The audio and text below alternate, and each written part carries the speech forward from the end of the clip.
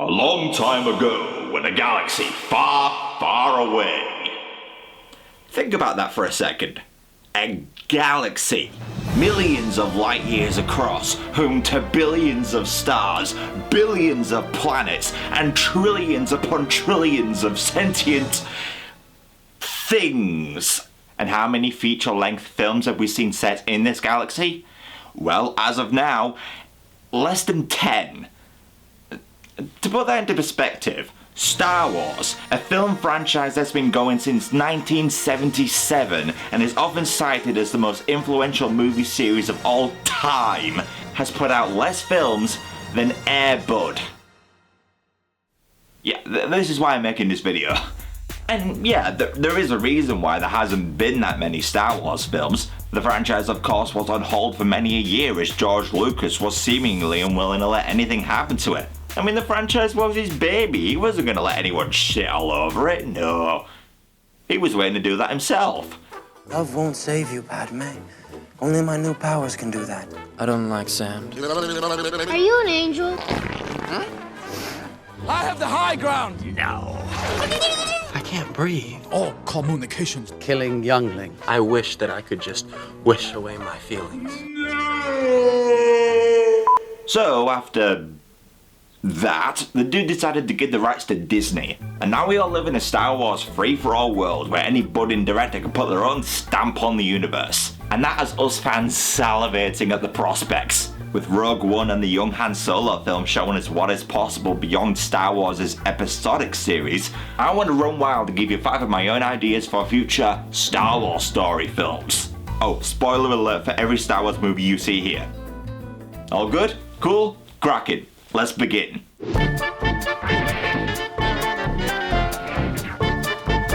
Number 5.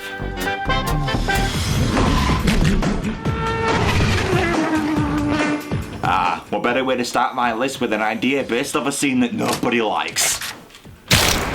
Yeah, I know I'm in the minority here, guys, but damn it, I love the pod race scene in episode 1. I love the speed, the explosions, the sort of barbaric Colosseum-like nature it has with how utterly dangerous it is and how entertaining the crowd found it. I would just love to see a movie that explored that culture. Think Gladiator meets Mad Max Fury Road. The movie would star a budding young pod racer pilot, so kind of like a more mature Anakin. Yippee! And minus the yippies.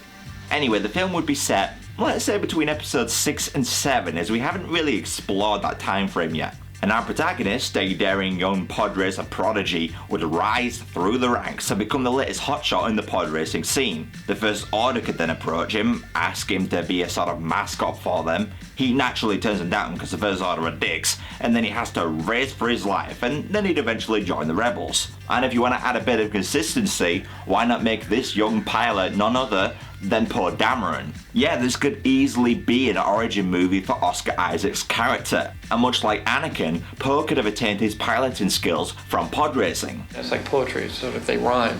Add in a bunch of side characters like some fellow racing rivals. I mean, you know this bit from episode 1? Mom, we sold the pod. Look at all the money we have. Yeah, do you know who Qui-Gon sold the pod to? Yeah, so add in Sebulba, because why the fuck not? Make another rival of Poe's a possible love interest, add in a mentor figure, throw BB-8 in there for company, and you could end up with a fun, action-packed racing movie. I could just visualize the poster with this one. Poe's at the front with BB-8 by his side, either side of him, his and Sebulba's pods going at it. On the left side of the poster is a hot alien chick with a blaster, and on the other side is a mentor figure with his arms up folded looking badass. And at the bottom of the poster, it'll read the tagline, Now this is pod racing. "Royalties please." Number 4. Hey, stop right there. He's blind. Is he deaf? I said stop right there. Okay, so when I heard that Donnie Yen was going to be in Rogue One, my nuanced first response went something akin to this. I was a very happy man. But I also remembered hearing that Iko Uwais was going to be in episode 7, and not only did he not hit anything, He didn't even get a line of dialogue. I mean, why go through all that trouble of getting one of the best silver screen martial artists in the world, only to have him stand there? JJ, you cock tease. So yeah, I was cautiously optimistic about Donnie Yen. I mean, would they actually let him do anything?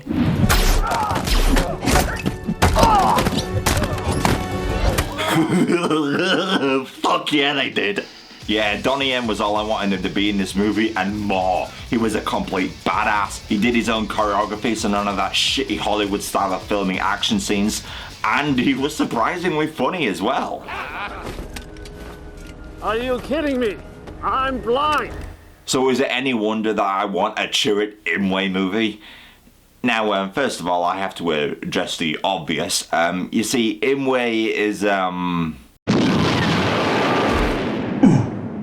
indisposed, so this would have to be a prequel to Rogue One. And this would really be quite beneficial to Rogue One, because a common complaint against the film was that the characters, whilst interesting, weren't very fleshed out. Chirrut in particular, because I have nothing but questions about this guy. Why is he so in touch with the Force? How did he become blind? Was he a Jedi? Did he have a master? How did he end up on Jeddah? How did he meet, that guy? What was his name again? Oh, and this goes without saying, this proposed film would have Donnie Yen do what he does best.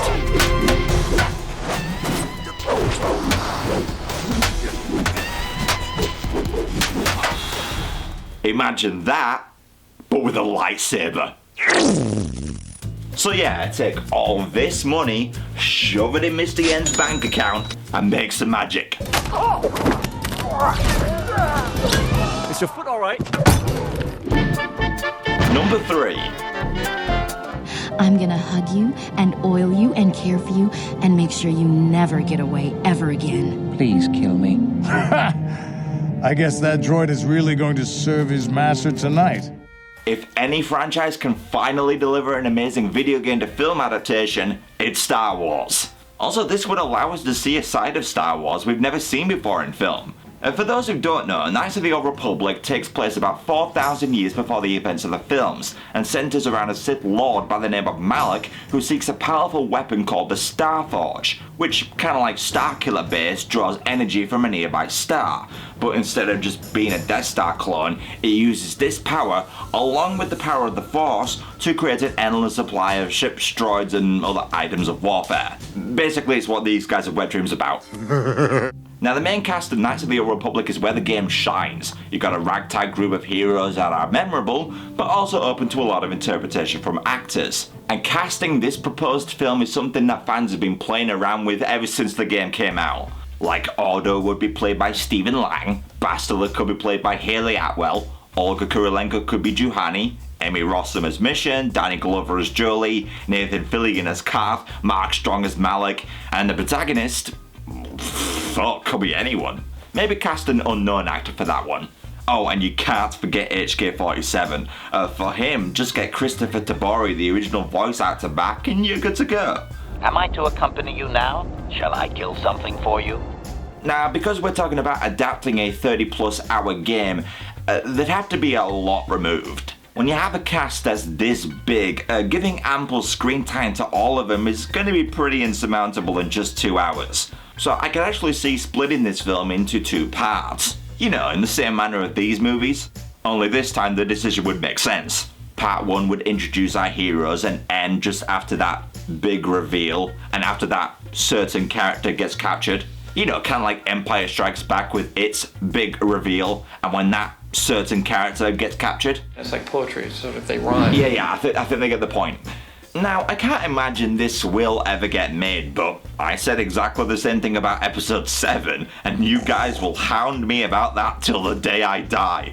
So I'm not making that mistake again. Knights of the Old Republic, the movie. Coming soon. Please. Please. Number 2.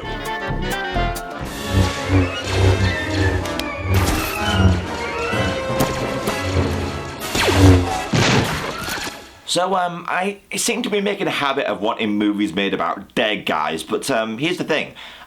I don't think Windu is dead.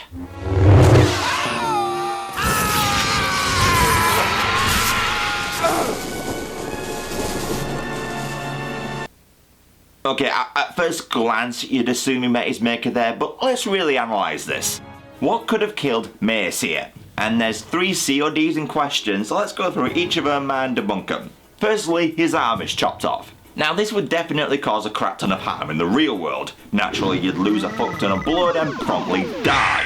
However, Windu's arm is cut off with a lightsaber, and as we've seen several times in Star Wars, this doesn't cause much in the way of harm. The reason being is that because of the heat a lightsaber generates, any injuries sustained on a foe using one almost instantly cauterize.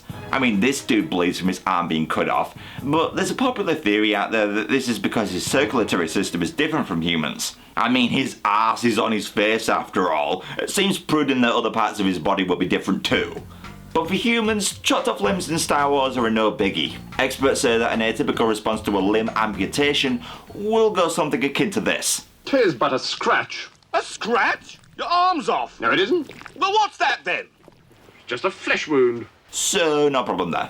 I'm invincible! You're a loony.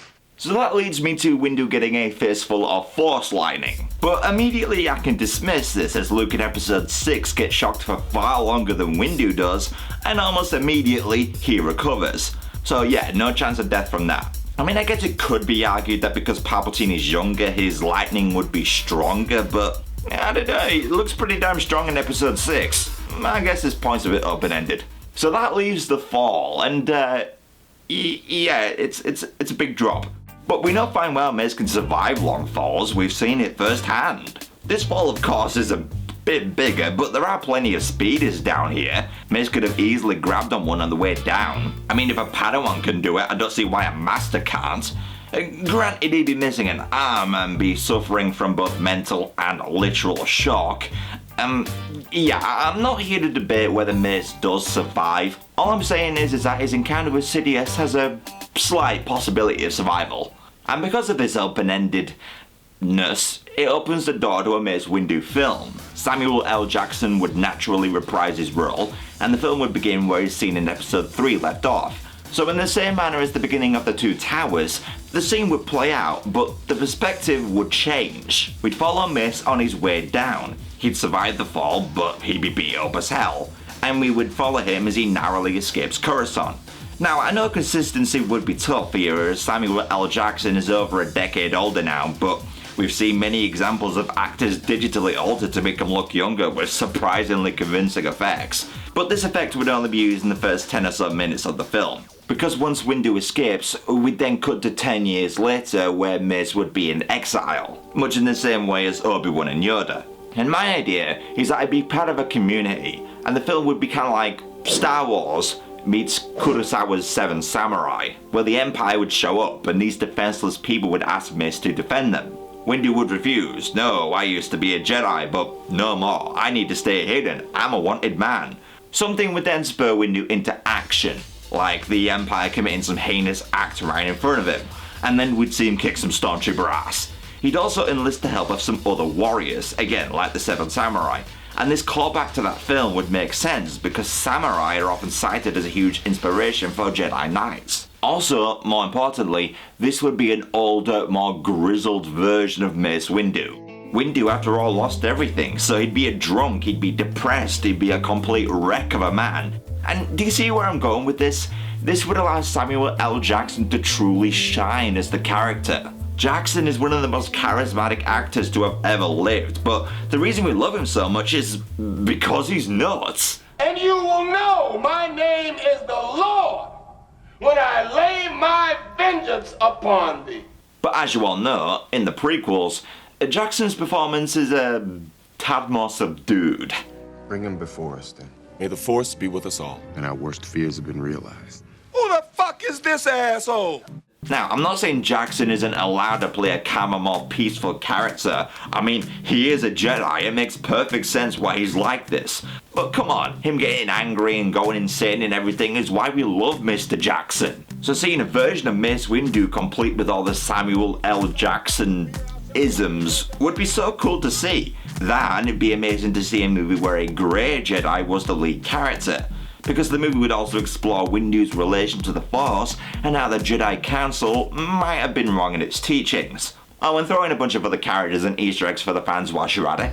Like maybe have a scene with Windu mentally communicating with Yoda on Dagobah. Have a scene where Windu gets a new arm akin to how Luke does at the end of Empire. Maybe we could also see Windu build himself a new lightsaber since he lost his old one. Hell, maybe have Windu run into Ahsoka. It'd be cool to see her live action debut. Possibilities are just endless with this one. Mace Windu, a Star Wars story. Samuel L. Jackson apparently loved playing Windu, so let's give the dude another crack at it. In the right hands, this could be awesome. This party's over. Motherfucker. And the #1 Star Wars spin-off I want to see is... Okay, first of all, let's set the scene and head to the end of episode 3. Obi-Wan has witnessed the birth of baby Luke and Leia. Leia is taken to Alderaan to grow up as a princess, and Luke is taken to Tatooine whilst Obi-Wan watches over him. For 19 years. What the hell was he up to this whole time? Yeah, much like everyone else, I am dying to see an Obi-Wan movie set between episodes 3 and 4. Now, apart from looking after Luke and one particular episode of Star Wars Rebels, there is one hint we get as to what Obi-Wan is up to. An old friend has learned the path to immortality. One who has returned from the netherworld of the Force. Your old master.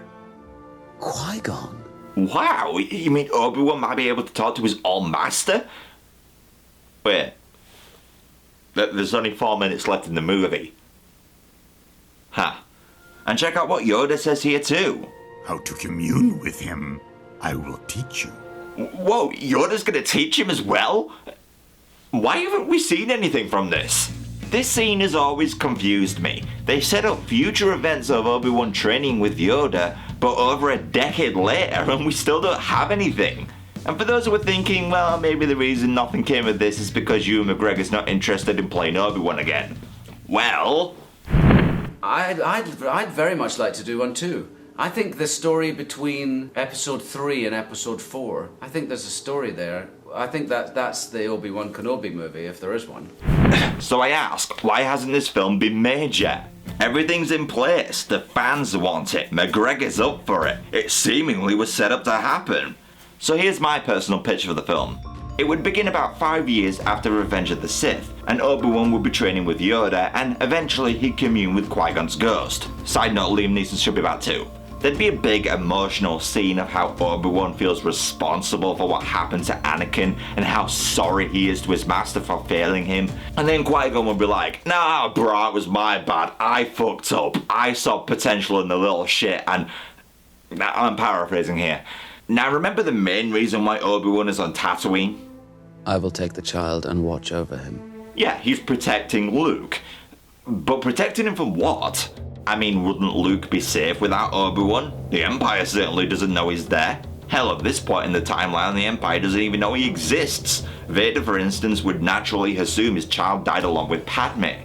So I ask, what's the threat here? Won't be much of a movie without one. Well, remember folks, Tatooine is a dangerous ass place. I mean, look what happened to Luke's grandmother, for example. Hold me closer in. It's getting dark. So yeah, they're sand people.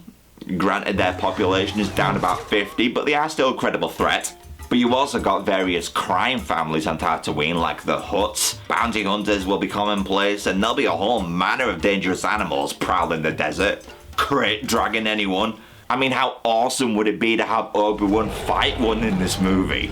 It would explain where the skeletal remains that 3PO walks by came from. Plus it would also explain where Obi-Wan learnt the crate dragon cry he uses on the Sand People.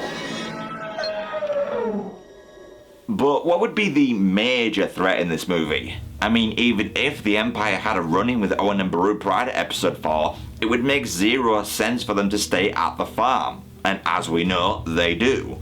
But the only reason why anyone would mess with Luke in particular is if they knew Vader had a son and they were also an Empire sympathizer.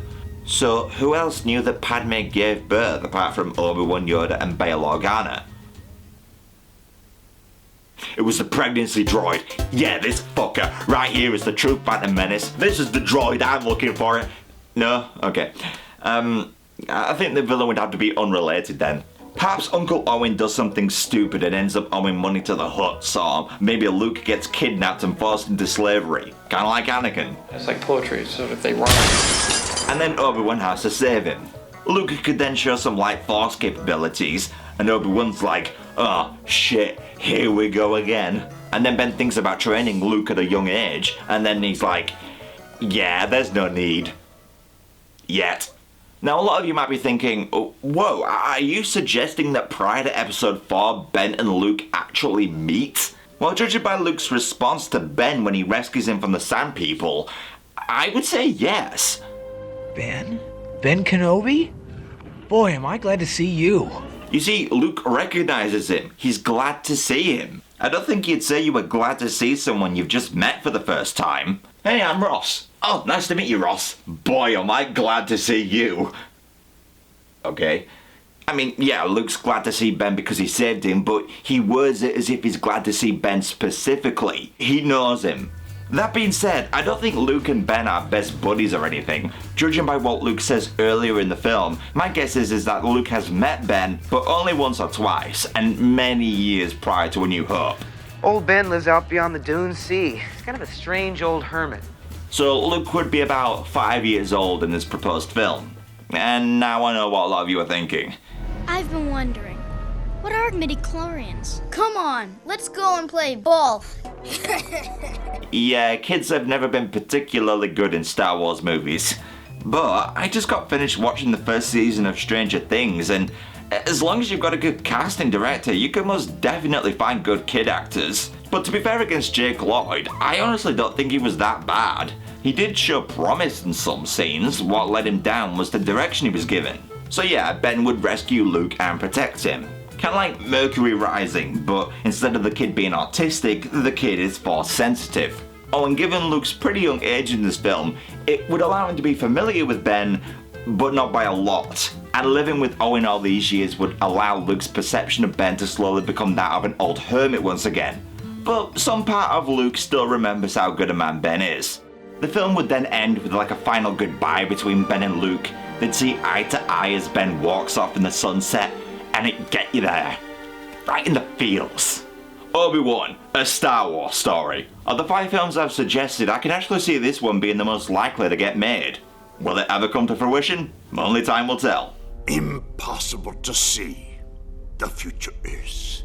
So there we go guys, my 5 picks for future Star Wars story movies. Apologies if I didn't include an idea of yours. I realise there's many popular requests, a Yoda movie, a Darth Maul spin-off, a Saw film starring Jar Jar Binks as one of the victims. All very promising ideas. But if you do have another spin-off idea I haven't mentioned, pop it below in the comments and let's get a discussion going. I've been the unusual suspect. Take care, stay awesome, and may the force be with you like a sanitary towel. Always. Peace.